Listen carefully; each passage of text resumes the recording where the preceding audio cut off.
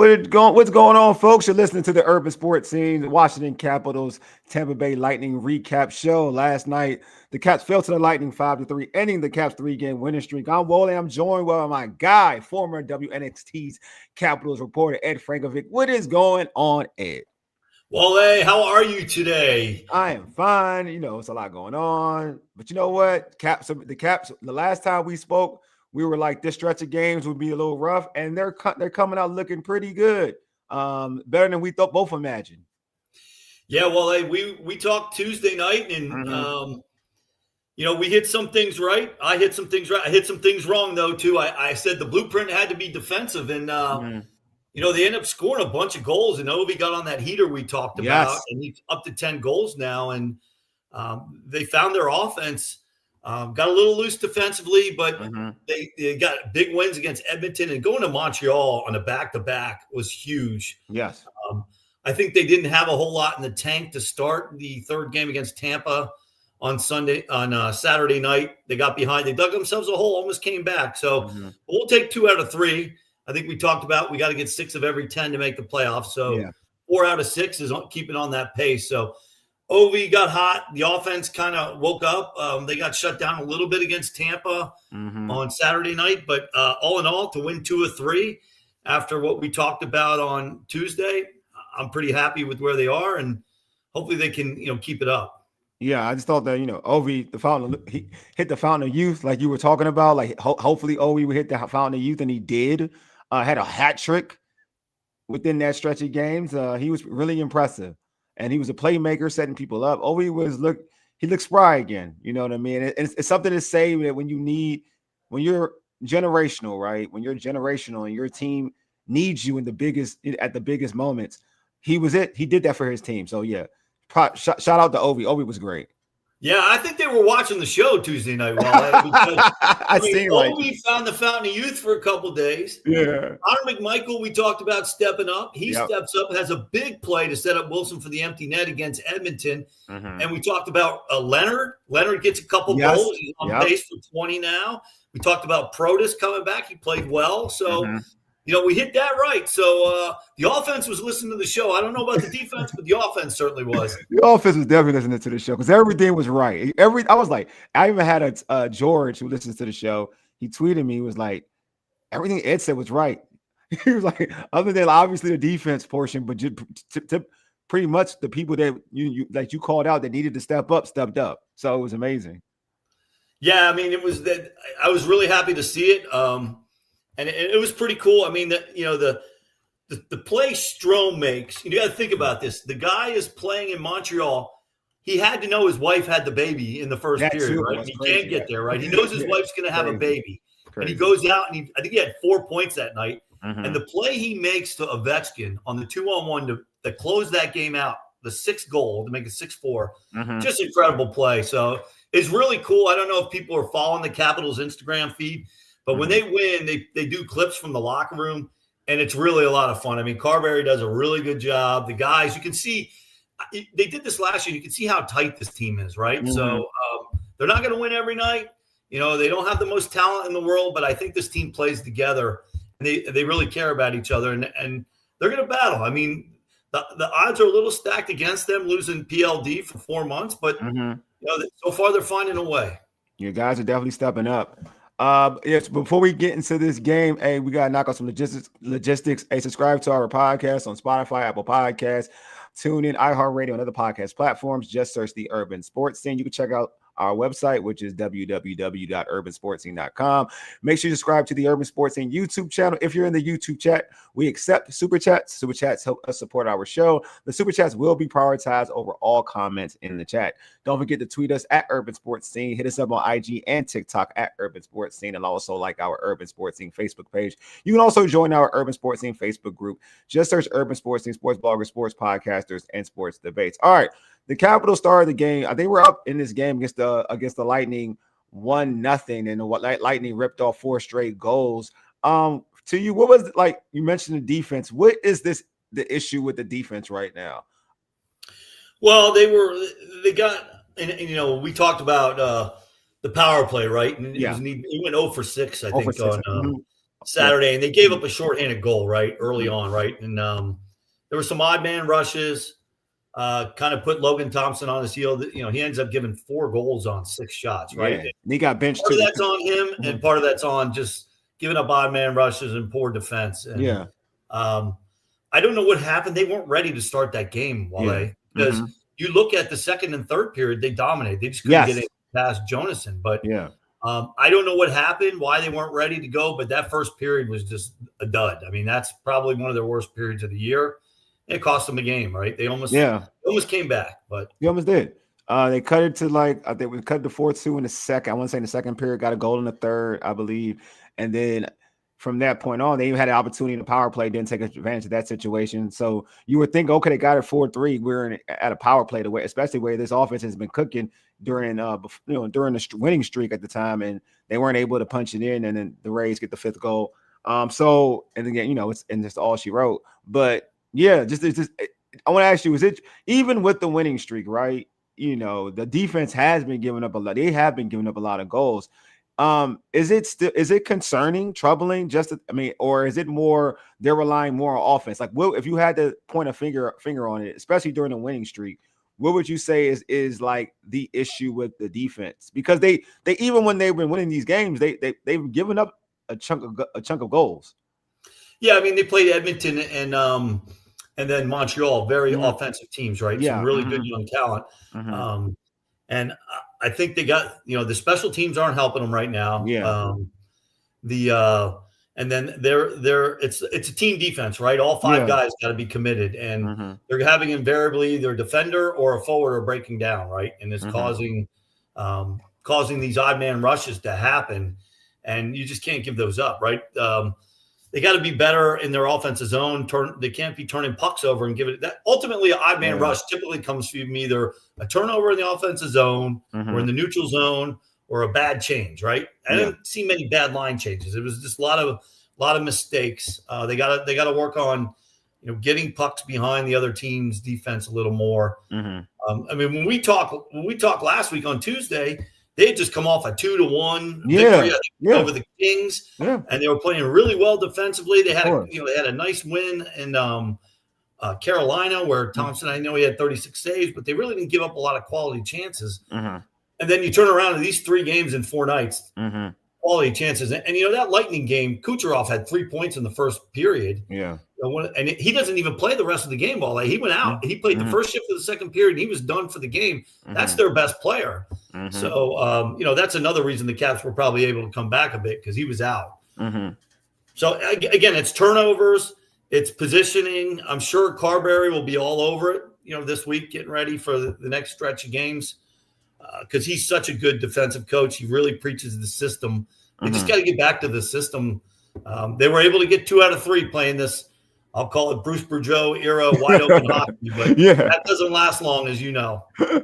I do. Yeah. So on the flip side, why has this offense kind of sparked off, right? Like now they just turned up. So why has it been so productive? How during this streak, and even again, they scored 3 goals against the Lightning, but when an opportunity to come back, and you would think all right, the way they've been scoring, they can even pull this off. But why? How come it's been their offense has been so effective?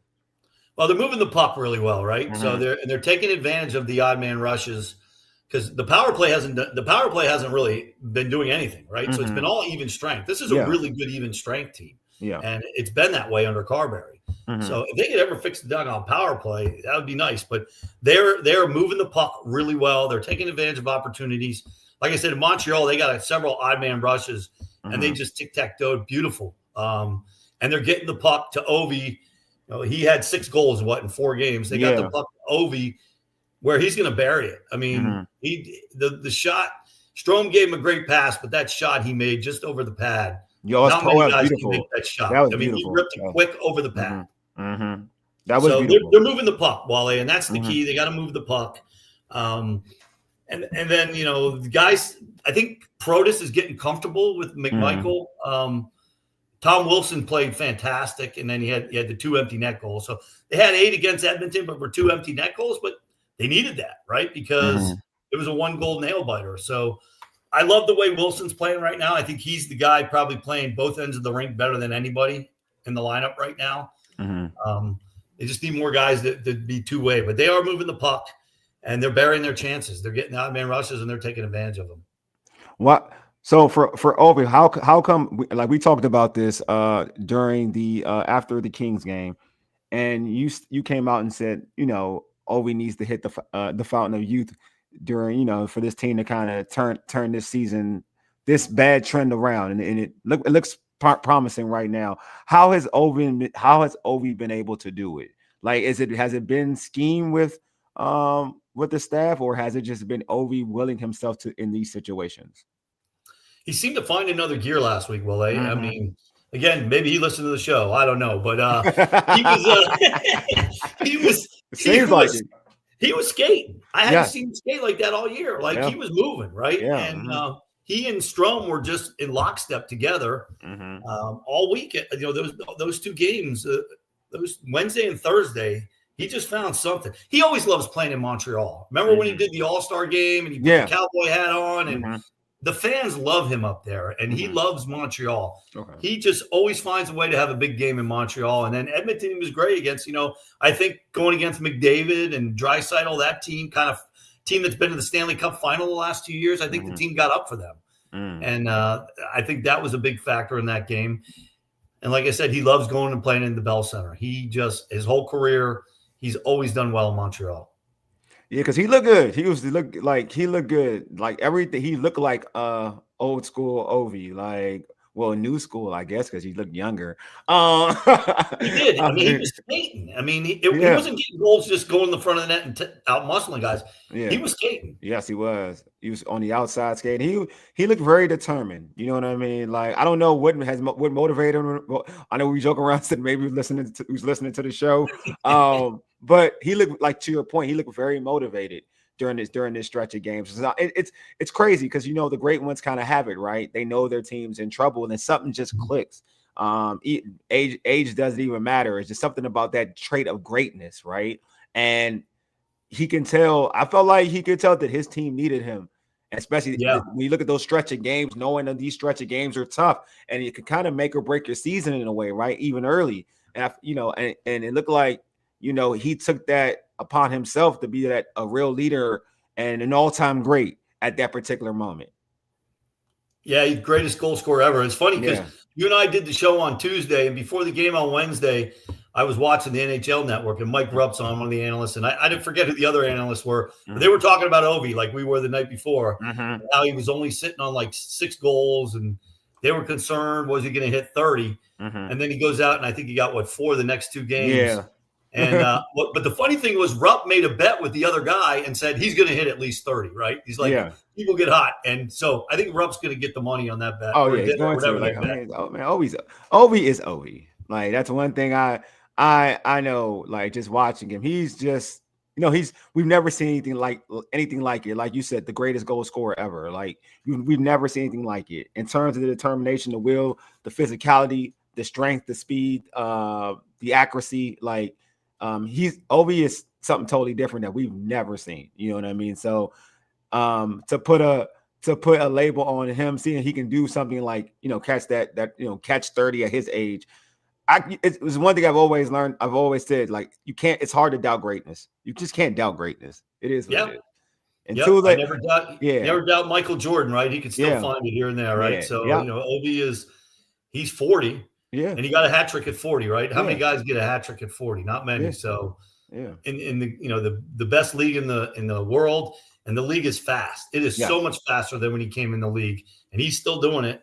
He doesn't have the speed he used to have, but he's finding ways to get it done. Yes, exactly. That's the thing. Like, he's still finding ways to get it done. So now, like, through these, like, after these stretch of games, like, what is your outlook on the Caps at now? Well, they're still a bubble team, Wally. They're right there on that 8-9 seed, whatever. They may have dropped out now with that loss to the Lightning. I'm happy they're not playing the Lightning again this year because they played. I think they did eke out a win against them maybe in the overtime early in the year, but the last 2 games against the Lightning just had their number. So I'm glad to be done with the Lightning, but they're going to have to really win the games in their division. That's what's going to come down to. They're going to have to. keep that pace up of 6 of 10, 6 points out of every 10. You get 6 points out of every 10, they'll get overnight, 95 to 100 points, and they'll be in. So it's just going to be consistency. They're going to have to. Michael's going to have to keep playing well. Protas, and then they need what's his name? Dylan Strome seems to be finding his game back again. It's just those forwards are going to have to keep stepping. Ryan Leonard, I mean, he's up. He got 2 goals in that game against Edmonton. Yeah. And that move he made around Bouchard, boy, he made him look like an orange road cone. So that was a great, beautiful goal. Yes. If people haven't seen that goal, go out and watch it. It's worth it. If he can keep stepping up, he has to. If he gets to 20 goals, I would bet the Capitals make the playoffs. I think he can. I really think he can. So any concern with the goaltending right now? Is the issue more on the defense that's supporting the goaltending, or is it like the goaltenders? Because Logan got benched. He got benched in that game last night. So is there any concern of his play, or is it more the guys in front of him got to step up? Well, he has had 2 bad games here in the last week and a half, the one in Florida and then this one against Tampa. And I was looking at his stats before we came on, and he didn't really have any bad games until recently, right? Yeah. So I'm going to say, I don't know if he's fatigued because they played him like 3 games in a row. True. And, Lindgren didn't have the best game against Montreal, but he did enough to win. Yeah, exactly. Yeah. But then Lindgren came in against Tampa and shut him down. But again, we're talking about Tampa without Kucherov. Braden Point got hurt in that game, their other best forward. Stamkos is in Nashville, so they don't even have him anymore. I mean, Tampa doesn't have much offense. I mean, they had barely any shots. So I'm a little concerned about the goaltending right now, maybe because I don't think the guys are playing as well structured in front of them. Yeah. So I think this week's focus has got to be getting back to what we talked about Tuesdays. They got to play that blueprint where they're just locking things down. They cannot afford to get in these track meets and these odd man rush games because they can't. They don't have the horses to do that. Well, it's looking promising. I won't lie. I've liked what I've seen over the within the winning streak. Obviously, last night was a bump in the road, but again, even that, like, they persevered. Like, even with that being down 4-1 and had an opportunity, they had it at 4-3 and had an opportunity to tie the game up. You gotta give them credit. At least they fought to the bitter end. They don't quit. They definitely don't quit, right? Mm-hmm. And that's a reflection of the coaching and the players in that room, right? They are a band of brothers, and I think the coaching staff is good. I mean, the fan base, and they're right to be upset. They're very upset about the power play, right? You can't draw 6 penalties. You don't draw 6 penalties by not working hard, right? They've worked hard to get those 6 power plays. Yeah. And they don't even score on any of them, and they give up a shorthanded goal. That's where they lost the game right there, right? We can say Logan Thompson, odd man rushes. The bottom line is they worked hard enough to get 6 power plays, and they don't even score. They give up a shorthanded goal. There's your hockey game right there. So they have got Scotty Allen, whoever, Kurt Muller. I think Kurt Muller's running it. He's got to fix the power. They got to try something different. Get Chikrin out there a little more. I like that. I love that guy. Get him out there a little more on the power play. Get Ovi down low in front of the net a little bit more. And see if you can't Wilson out there. See if you can't power some goals in. Just throw pucks to the net and get big guys in front and try and get rebounds. What's been the issue? Because this was an issue last year, and I mean the postseason with the power play. What's been the issue? Because the Caps traditionally have always been with the Ovi have always been like a really high octane power play team. What's been the issue? And like I think they're overpassing. I think they're overthinking it. I think they're trying to find the perfect shot. And I think that'll lead to a bad pass. It gives up a breakaway and a shorthanded goal. I would just like to see them simplify. Like I said, get the bodies in front of it. Protas is a big guy, right? Put some guys in front of the net, screen the goalie, get him moving a bit, and have Carlson and Chikrin and just blast them away from the point. I know they love Ovi from his office, but maybe only do that for a little bit of the power play and do the second one is, bodies in front of the net. But it's just very stagnant right now. They're not moving, overpassing. Let's get traffic and pucks to the net.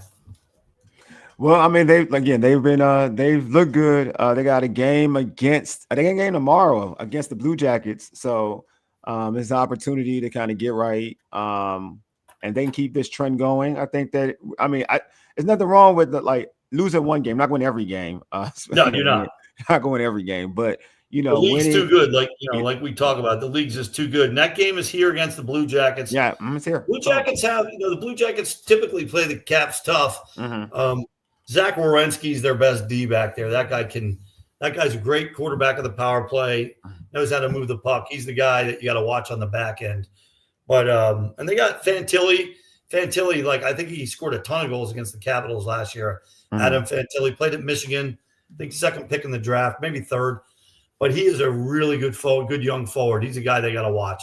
So if you're watching tomorrow night, fans out there, watch Fantilli, Werenski. If they can control those two guys, the Caps got a good chance to win.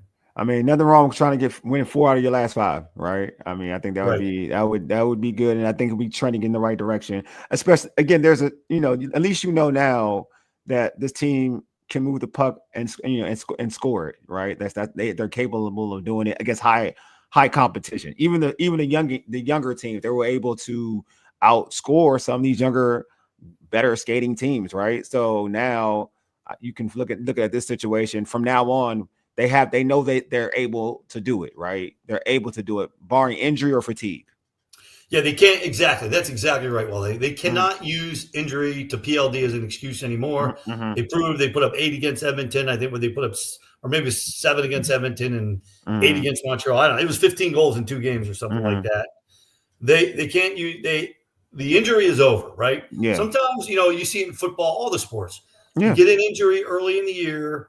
It looks like it could be debilitating. You struggle for a few games. Like the Capitals went 2-6-2, basically lost 8 of 10 games, 2 of them in overtime or shootout. But then they got right. Like you said, we're on a 3-4 run right now. They figured there's no more excuse for Pierre-Luc Dubois not in the lineup. They proved they can score goals. They have to just build on that. They know the guys that have to step up, and they have to continue to do it. And sometimes getting that injury early, like I said, is better than getting it in March, right? Yeah. Because, hopefully they get him back. Hopefully they get somebody at the deadline to help. I talked about Michael Backlund last week.